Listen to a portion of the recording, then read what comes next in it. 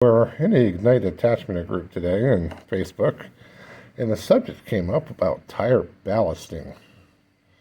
Tire ballasting is where we take and put liquid weight in the tire, because unlike wheel weights, which block the lug nuts, and weights that you hang on the side of the tractor, weight in the tire is basically free weight. It's weight that doesn't account for bearing load. It doesn't increase your bearing load. It's always in the tire. You don't have to take it off, put it on. So, now most of you have seen, if you've done ballasting yourself, you're probably familiar with one of these. They screw on a garden hose and you can pump your liquid into the tire, and usually have a little valve on the side that you press to let the air out. So I have one, but I've modified it thusly. It goes like that. So on mine, I took out that little valve that you press in there, and I put in an elbow. Okay, this is a 1/8 NPT elbow to a quarter inch quick connect, and we did some modifications inside here, and I'll explain these in a second here. So as you can see, there's a little jet there. And that is a 1/32 or 1/16 OD pipe that runs down through the middle here and goes to a plug. I threaded a 1/4 NPT or 1/8 NPT plug, and this little pipe goes through there. So effectively, this is a coaxial connector. This part threads onto your valve stem on your tire.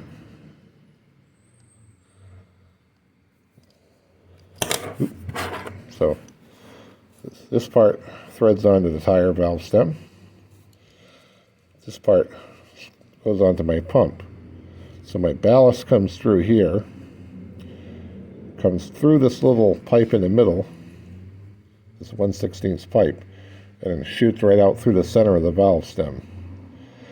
Now, when you pump ballast into the air wants to come out to an equal amount of air volume, right? So, by making this connector coaxial like this, we have a stream for the ballast liquid to go into the tire through that little nozzle there. And then around that pipe, there's a little bit of an air gap. It's hard to catch on camera, but it's there. I think you can see it right there. So the air that wants to come back out can come around that at the same time, and that comes into the body here. It comes out this elbow.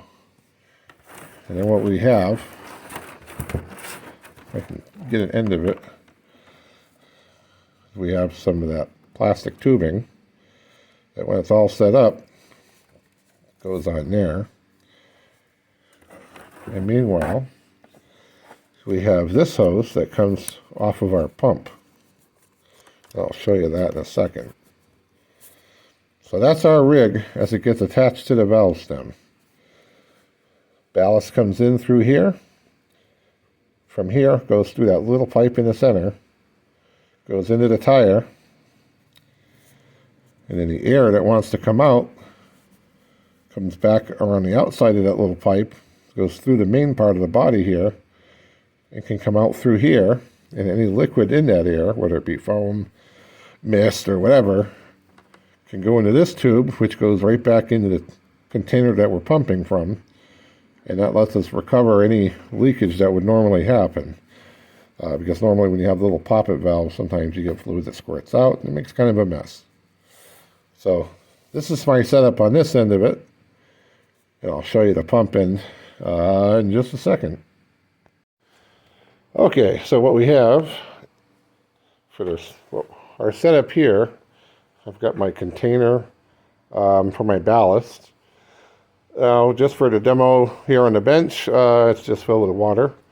Normally I do this outside, on the machine, and not in here, but for the video purposes, I got you set up in here. So we got our container for ballast. That's a 12-volt diaphragm pump, which I got gator clipped onto a switched power lead off of one of my old chair batteries. Usually I run it gator clips onto whatever machine I'm putting ballast in, but this just gives me another option. So we got the main suction hose here that takes the material into the pump, and it comes out up through that nozzle that I made. And then we have this return, which comes down, goes back into the container. And pretty much when I see this running solid with fluid, you know, I know I'm done. I know the tire is full.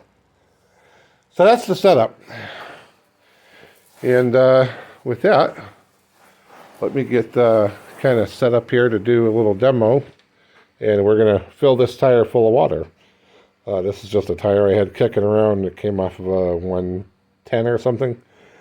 Maybe a 111. I think it came off a 111H. But anyway, it's 18, 8.5, 8. So it's good for a couple of gallons. All right, let me get set up and we'll shoot this thing full of water, and you can see how my little setup works. Now, if I'm on the machine, I usually put a jack under the machine and jack it up so that the tires doesn't have any pressure on it. But for what we're doing here, we're just going to kind of do this on the bench. So the only first thing I do, of course, we take out the old valve stem, because although it almost looks like it would work with the stem in, or the valve itself in, I haven't actually tried that, and I'm not going to start today. So we gotta take the valve core out, not the valve stem, the valve core. I know I misspeak in a lot of videos, but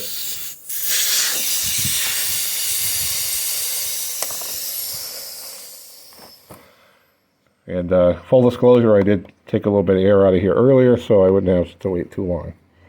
So valve core is out, and now to attach this is the reason I used a quick connect here, so I can just take this off like that, take that off like that, because I find that that's the easier way to do it, and just kind of be able to thread this whole thing on there, try to keep it in frame.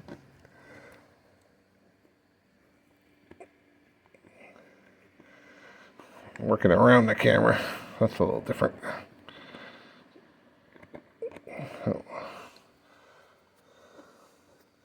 Plus I'm trying not to knock this tire over because it's just kind of sitting here.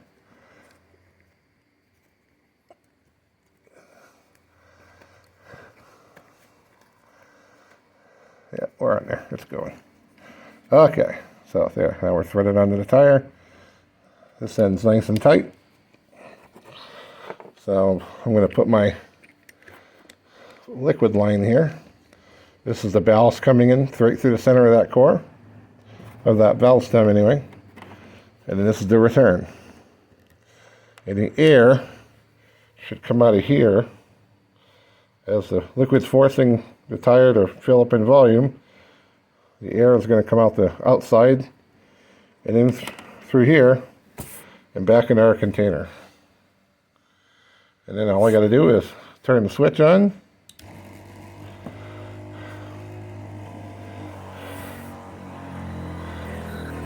And it does tend to start and stop because that pump has its own pressure switch. And you can see there's a little bit of mist coming out of here. It tends to shoot in pretty good. I'll put a clip in here and somewhere with how it looks when it's shooting out here when it's not attached. And this shouldn't take too long, maybe a minute or so.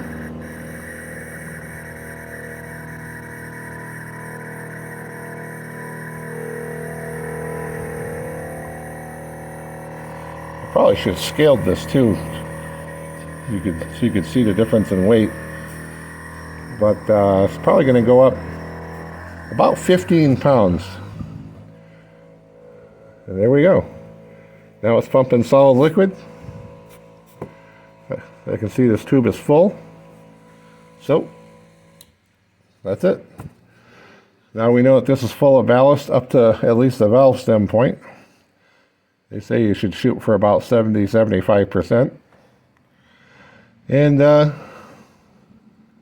bring you back in a second here. See it spitting the air out. So when that runs a solid stream, that's when we know the tire's done.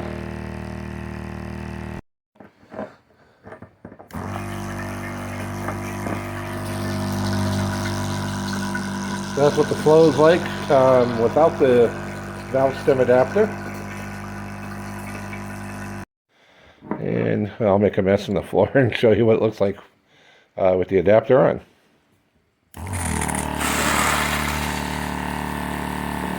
You can see it shoots quite a stream right into the tire. And there it is. So now with our tire full of ballast, all we got to do is put our valve core back in, like so. We would grab the air chuck and inflate this. You always want to, or I try to, make sure the valve stem's at the top when you do your fill, and your darn camera froze. So anyway, now that you got it full of your ballast, make sure the valve stem's up the top. Put your core back in, and you want to reinflate this to whatever PSI is on the sidewall or whatever you prefer to run. And with that, that's it. It's that simple. Let's see if I can grab the bathroom scale.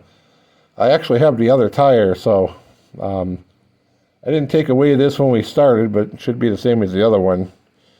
Let's get a scale going before we close this out, and let's see what our weights are between the two tires. But I can tell you this sucker is a lot heavier than it was. Probably 20 pounds. That's what it feels like anyway. Let's find out. Okay, I don't know if you can read that.